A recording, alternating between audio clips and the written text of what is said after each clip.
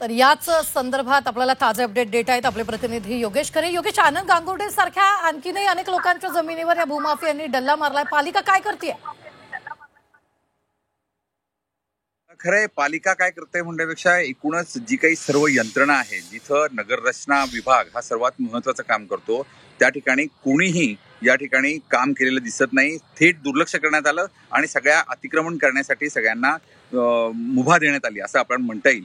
आपण बघू शकतो 1-2 एकरची ही गोष्ट नाही किंवा एखाद्या बंगल्याची ही गोष्ट नाही, तर 45 एकर एवढ्या मोठ्या जमिनीवर जवळजवळ 350 घरं उभी राहिली, त्यांना पाणी दिलं गेलं, त्यांना वीज दिली गेली, त्यांना सर्व ज्या काही सुविधा हव्या त्या देण्यात आल्या। मात्र तोपर्यंत कुठल्याही स्थानिक तलाठ्याला, तहसीलदाराला किंवा महापालिकेच्या कुठल्याही अधिकाऱ्याला हे समजलं नाही आणि त्याच्यावर कारवाईही झाली नाही। हे वैशिष्ट्य आहे। हा माणूस आनंद गांगुर्डे सातत्यानं या प्रशासनाला, महापालिकेला सातत्यानं सांगतोय की अरे अतिक्रमण होतंय, माझी जागा आहे, माझ्या जागेवर बांधलं जात आहे। मात्र तरीही महापालिकेनं जाणून बुजून याकडे दुर्लक्ष केलं। म्हणजे एकूणच यंत्रणाने संगनमत केलं तर कशा जागा हडप केल्या जाऊ शकतात, कशा पद्धतीनं सर्वसामान्य माणसाला उद्ध्वस्त केलं जाऊ शकतं, गोरगरीब असलेल्या या समाज बांधवातील, दीन बांधवातील सर्व लोकांना कशा पद्धतीनं अडचणीत आणलं जाऊ शकतं, हे एक मोठं उदाहरण आपल्याला नाशिकमध्ये पाहायला मिळतंय। 45 एकर केवळ एक उदाहरण आहे। आनंद गांगुर्डे हे लढतायत म्हणून हे 45 एकर समोर आलंय। नाशिक शहरातल्या जवळजवळ